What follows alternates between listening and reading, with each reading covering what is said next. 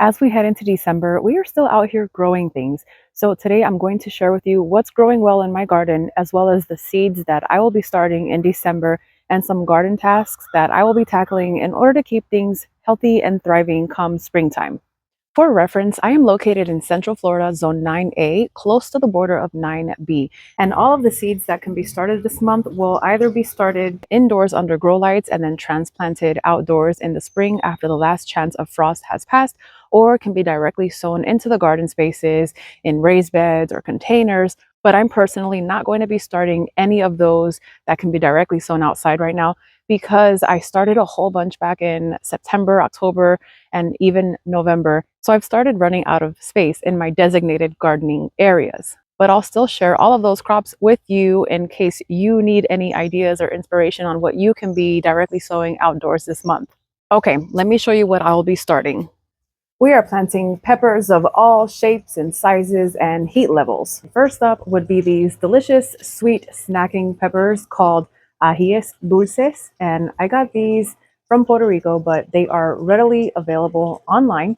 They are a pretty popular pepper out here in Florida, and we use these for snacking or to make sofrito. Another pepper on the sweet side would be the California Wonder. Now, if I can get my hands on some Carolina Wonder pepper seeds, that would be ideal. California Wonder does do good out here, good-ish, but it is susceptible to root knot nematode damage, whereas the Carolina Wonder peppers are not so much. I guess they're more adapted to sandy soils like we have here in Florida, so they seem to do better performance-wise than the California Wonders, but I'm only going off of what I've seen from other gardeners. Now, I did get these California Wonder peppers in a large variety pack from Survival Garden Seeds, which I highly recommend, by the way. I've had just about 100% germination on all of their seed packets. So if you're interested in picking up any one of these seed packets or the variety pack that I got, I'll link it in the video description. Moving on to the hotter peppers, which I love. One would be the jalapeno pepper. I always grow these every year. I'll also be starting poblano peppers. I like to stuff them and bake them. I mean, you really cannot go wrong with a poblano pepper unless you don't like spicy, then that's totally understandable. I'll also be starting hot banana peppers. So these have a slight kick to them. They are more mild than jalapeno peppers, but definitely spicier than regular standard banana peppers. I actually don't find any spice in banana peppers, but these hot banana peppers are delicious. Next up are the Thai chili peppers and the Serrano chili peppers. And what I like to do with a large harvest is to preserve them by either freezing them whole and then using them in my dishes as needed, or I make a large batch of hot sauce, which also works out perfectly. Moving on to tomatoes, again, starting these indoors, transplanting in the springtime. The first would be Roma tomatoes, which are also from Survival Garden Seeds. And I will also be trying out this rainbow heirloom mix.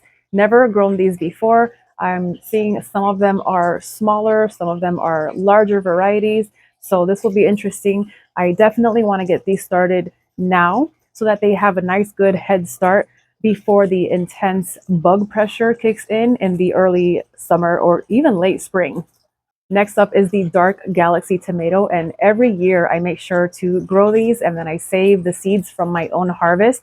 They're another heirloom variety, so they are true to seed and they are absolutely beautiful. They make a nice slicing tomato or snacking tomato, or you can cook with them. I initially got these seeds off of a shop in Etsy, and then I've just been saving my own seeds over the years. And then finally, the tomatillos. Now I'm going to be starting a green variety and a purple variety. I did have these out in the garden in the fall, and I was looking forward to a nice harvest. And then we got our first frost about 3 weeks ago, and the frost took out all of my tomatillos and tomato plants. So we're starting over now in December, and that's okay. It happens, it's expected. Now, if you are interested in growing any other tomato or pepper variety, you can still start those indoors. I decided this year to just pick the varieties that I really love, my top favorites, and just focus on those. Moving on to what can be directly sown outdoors. First up would be potatoes. Now, I went with the Purple Majesty potatoes. They are purple outside and in and absolutely beautiful. I waited for all of mine to sprout eyes, and then they were planted in this heap or mound of straw. So pretty soon we're going to start seeing them sprouting up. Next up would be garlic. Now, if you already have your seed garlic and it's in the refrigerator, now is a great time to get that planted out. I just planted mine out in late November and it was about 55 cloves of garlic. I had that seed garlic in the refrigerator for almost 2 months, and that's mainly because of the variety that it is. It's a hard neck variety, so they do benefit from that longer cold period or tricking them into the winter dormancy before they actually get planted out and start sprouting. Growing softneck garlic is a little more straightforward and they don't need so much of that cold vernalization in the refrigerator before being planted out. And matter of fact, I've grown softneck garlic two different ways. I've done it with the cold vernalization in the fridge, and I've also just directly planted the cloves out into the garden without ever vernalizing them. And both of them actually did wonderful. And the ones that I didn't put in the refrigerator actually grew a little bit larger than the ones that I did put through the refrigerator. So if you have the garden space and you are willing to experiment and you don't have that time to place them in the fridge for 6+ weeks, try it out. It worked for me and it might even work for you. Next up would be peas, like your sugar snap peas or your shelling peas.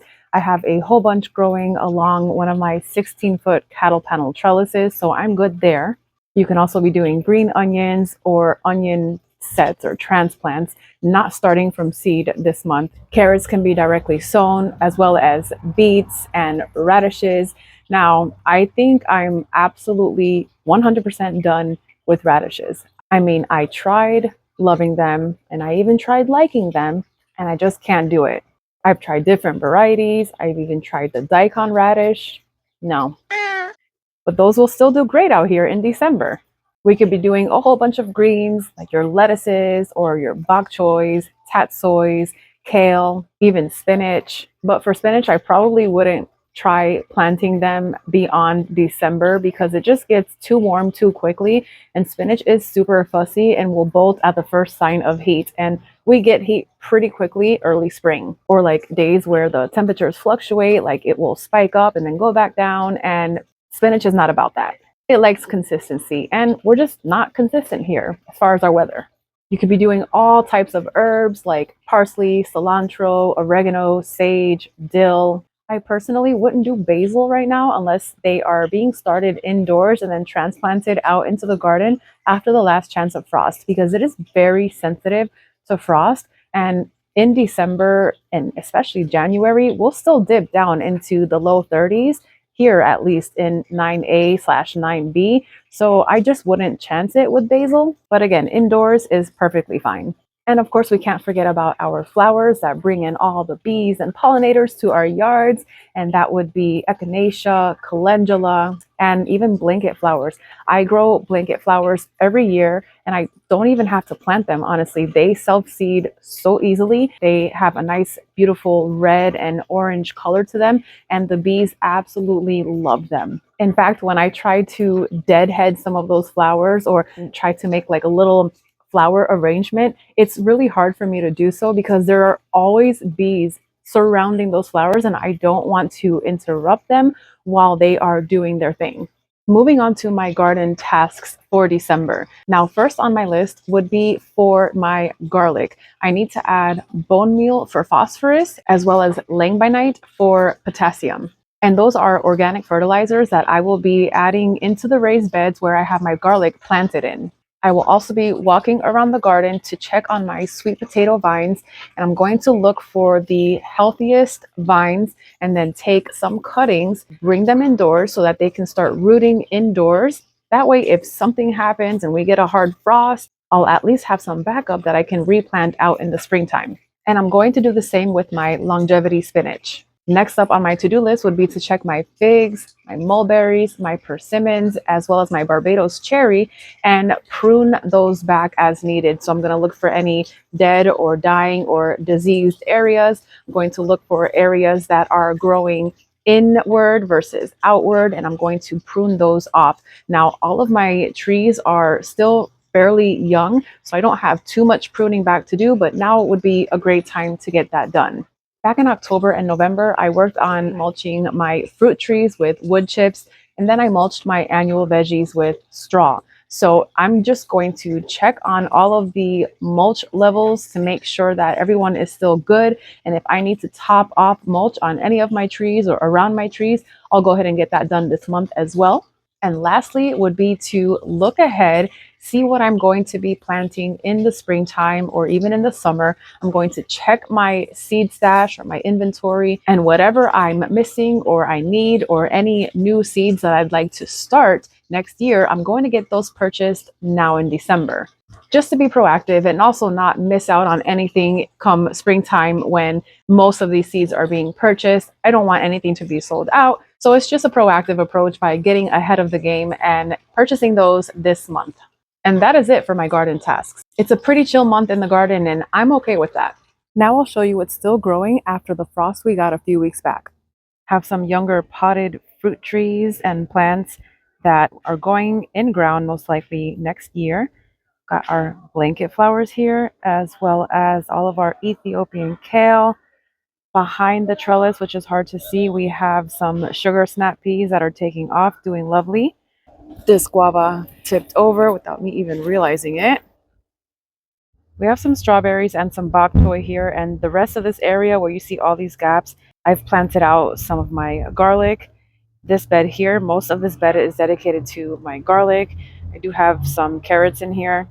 Over in this bed, I have tatsoi, some green onions, a rhubarb back there, some carrots, and then these empty spots in both of these beds are where I also stuck in a few of my garlic cloves. Over here, I have some lettuce, more strawberry plants, cilantro.